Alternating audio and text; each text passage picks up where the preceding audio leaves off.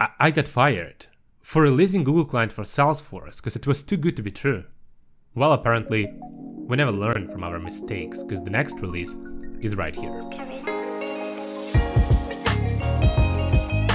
And let's get started with giving access to the Google Client for Salesforce. If you have installed an unlocked package, you can scroll down to your user, to the permission set assignment section, and then there are two permission sets which are being served as part of the unlocked package, which is the Google Client admin and Google Client user. I'm gonna add both of them, so the Google Client admin is primarily for the configuration reasons, and the user is the one who will actually be using the Google Client for Salesforce. After that, you go to any sort of record page. In this case, we'll be using the opportunity. In the top right corner, I'll go to the edit page. And on the left side, there are two components that you can potentially use on the record details page. The first one would be the attachment, which is the right here, and we will add it on the right side of the page. And then another one would be the uploader, which we'll add on the left side. From the functionality perspective, they are identical, so you can do pretty much the same operations on both of them. However, the view looks a little bit different, as you can see even from the preview right here. On the right side, it looks like the native Salesforce component, notes and attachments. This one is something that I've done as part of the Google Client for Salesforce. It has more convenient interface if you ask me, but again, it's completely up to you. And now on the actual page, when you open any sort of user who has the permission, Google Client user opens the page, he can see both of those components. If you do not have an access, those components will not be displayed at all. So like they've never been added to the page in the first place. So let's get started with the notes and attachments. But before I do this, let's go back to the Google Client application, which you can find in the top left corner. You search for the Google Client, you click on it, and that's the page when you really configure all sort of capabilities that are being served as Google Client for Salesforce. As you can see right here, the service account email and the Salesforce certificate name is something that you have to do before you install the package or potentially afterwards, but that's something that you do on the Google Workspace side. You can click on this Open Quick Setup Guide. It will get you to the documentation. You can scroll through, you can walk through and create a certificate and create a new service account that we will use to integrate Salesforce and Google Workspace and Google Drive. After you added both of those details, you can click Validate to get a message that everything works as expected. And now the folders locations, which is pretty much the most important part. And you gotta answer here where the file needs to be uploaded, what kind of folder or what kind of shared drive.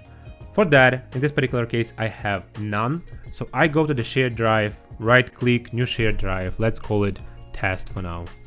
Click create button. You can take the ID right from the URL, that's fine, but what I would recommend you to do is create a separate folder inside, give it some descriptive name, let's go for the sandbox, and then open it and grab this ID in particular. It helps you to better control permissions, who has access to what, so that's kind of still the best practice to do around the Google Workspace and Google Drive. After that, you copy the ID from the URL, you go back, you insert, and as part of the recent release, there is a restriction, which is part of the Google Workspace. It's not something that the Google Client for Salesforce introduced, but it's rather something that you encounter on the Google side. You cannot have more than 500,000 files in a single shared drive. Therefore, I added a new button, which is called the Add Folder Location, which is right here. And I will go back to the shared drives, and I will add a separate another shared drive as point number 2.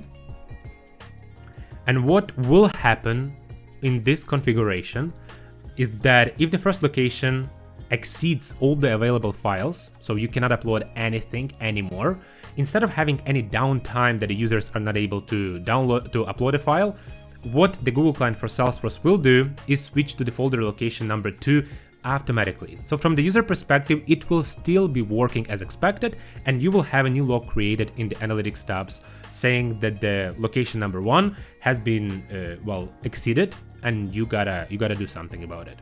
After that, once you specified as many folder IDs as you'd like to, you click either next or save.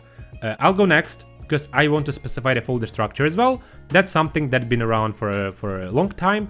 Basically, you can specify if you want in Google Drive a separate folder to be created for the particular record. I do want, and for the particular user if you want to. So you can specify both of them. You can move it back and forth. In this case, I want to have only for the record. So for every single record in Salesforce, a separate folder in Google Drive will be created. That's cool. And after that, I click Save. Now on the record details page, I will refresh it once. Let's use the notes and attachments component and try to upload a file. I select the file 7 MB and it's being uploaded. It takes some time and I'll show you the improvement how you can speed up this kind of uploading process. Now if we go to the Google Drive, we can see that the separate folder has been created and a file has been uploaded, and let's just give it 5, 4, 3, 2, 1 and it will be moved inside of the folder. That's kind of by design. One more element that I haven't mentioned before, you have to make sure that your service account right here has access to this folder and this shared drive. That's what you specify right here. This kind of service account has to have access to your Google Drive. Let's go back to the Google client for Salesforce configuration, and here that is the pick list. I click and I go to the Gemini and Agent platform. Now right here you have basically two options how we can set up the AI analytics. It is the Google Gemini Developer API, which is just API key, primarily for sandboxes, my personal recommendation, and you have the agent platform, which is the production-ready system to integrate Salesforce with the Google Workspace, with the Google AI agents. And I'm going to use the agent platform in this particular case, so you have to specify your project ID in Google Admin Console. In this case, that would be open source environment, that's my case. Then the agent location primarily depends on the regulations, but I think in my case global will work perfectly fine. And then the model name, which is the Gemini 2.1 Flash. After that, go to the Advanced tab, which is right here. Go to the AI Intelligence and activate a checkbox. That will activate AI Analytics in Google Client for Salesforce. Once you've configured everything, scroll up and click on the Save button in the top right corner. You get a green message. Now let's open the record details page once more. And in this case, I will use the uploader component. I will select the file that contains some sort of information. And on the right hand side, you have file intelligence. So the file in this particular case is basically empty and you can only ask questions about this file.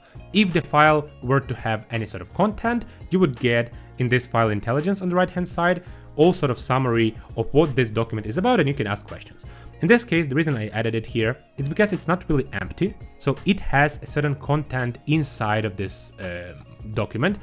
It's hidden from our eyes, but if I do try to maybe do a little bit of search, you can see that there is something right here. It's hidden, and if I try to copy, there will be some instructions to our AI how it needs to behave. If you go as an admin back to the Google Client configuration, there is this kind of tab, Safety and Customization. I want you to open this one. And you see this AI Safety Mode, which you can click here and read more about this AI Safety Mode. But the idea is simple. Before we get a question from the user and before we answer or before we summarize the document, we run it through our custom security model, custom security class in Salesforce, and we make sure that we are not exposing any sort of sensitive information. Now let's move on to the next element under the file management, which is the direct browser upload. Once you activate this particular checkbox and you click Save, every single upload of the file will go through the browser instead of Apex. So right now, when you do not activate this checkbox, we get a file, we chunk the file into multiple pieces, and we send every single piece to Apex one by one and we upload it to the Google Drive. However, if that introduces some sort of performance degradations, which it does, you can always activate this checkbox. There is a button right here, which is the test connection. You can click on it and you can see if the direct upload from the browser works, which it does in this particular case. It will significantly increase the speed of uploading files to Google Drive. And as you can see, the speed was significantly better in this particular case. And now I would like to open another page, which is the global media, and I would like to attach the existing file. not upload the new one, but an existing one that has been uploaded earlier. For this, I click Attach Existings and I get a list of all the files I own. And for example, the future file which has been just uploaded, I click Attach and it's being attached to the record immediately. Now to see the number of records to which this particular file has been linked, you open the file and in the header, you click on the Share button, which will open the Share model window. And here you have who can access. You go here, and here you can see all records to which this particular file has been linked. Not only you can change the access, for example, if I select none, all those users who have access to this record will not have access to this file. The same none or set by record. If user has access, added access to this opportunity, he will have the added access to the file as well.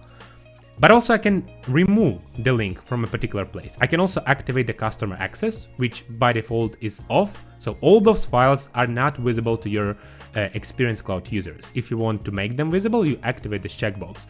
But I also can detach the particular file from the particular record. For example, I click remove, and this relationship between the file and the record has been removed completely. Also, I can share the file. I share it with the internal user B. I specify what kind of access I'd like to give, which is the collaborator in this particular case, and I click share. If you log in on behalf of this particular user, internal user B, we have many options how to get to that file. We can open the opportunity directly, and under the Notes and Attachments component, we'll be able to see the file. Another place which is available to us is the File Explorer. It is a separate tab created particularly to see all the files uploaded and available to us. We have two separate tabs, Owned by Me and Shared with Me. Owned by Me is all the files where I'm the owner, and shared with me are all the files I have access to. Either I have access to the related record where the file was uploaded, or they were shared with me directly, or that's pretty much it. Now, under the shared with me, as you can see, I can see this future file which was just shared with me. Let's try to open it. We can also, since we have the collaborator access, we can also click share and we can also see what's happening here. If I were to have only the viewer, I wouldn't be able to open this page, open this model window. Also, Google Client for Salesforce tries to give you as much adjustment and configuration capabilities as it can. Therefore, for example, one of the use cases would be to go to the Google Client application once more, click on the Advanced button, click on the user interface, and here you can find all the configuration that is available to you for all the tabs across the entire Google Client for Salesforce. In this particular case, the first one is the File Explorer tab. You can specify what kind of columns you'd like to display on the File Explorer. In this particular case, we have summary, last modified date. Maybe I'd like to have, instead of is linked, I'd like to have a size. So I move the size up, I'll leave the summary, I'll leave the owner. I can also add a custom field if I'd like to. I scroll up and I click save. Now in the top left corner, I go to the app launcher and I look for the File Explorer. And as you can see, the columns right here were changed depending on what changes we made in the configuration. As you can see right here, earlier it was the Boolean checkbox is linked. Now we have the size right here for each file which is owned by me or shared with me. And Google Client for Salesforce gives you much more options that I was able to show you today. I'll leave the link to the documentation where you can install the unlocked package. It's completely free. If you do have any questions, do not hesitate to reach out to me by email or by LinkedIn, and I'll see you anytime soon.